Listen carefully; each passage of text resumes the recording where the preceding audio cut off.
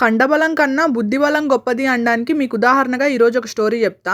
అనగనగా ఒక అడవిలో ఒక సింహం ఉండేది. అది అడవికి రాజైనా కూడా చాలా పొగరుబోతు సింహం అన్నమాట. అడవిలో ఉండే అన్ని జంతువుల మీద భయంకరంగా దాడి చేసి చంపేసేది. సో అడవిలో ఉన్న జంతువులన్నీ ఒక రోజు మీటింగ్ పెట్టాయి అన్నమాట.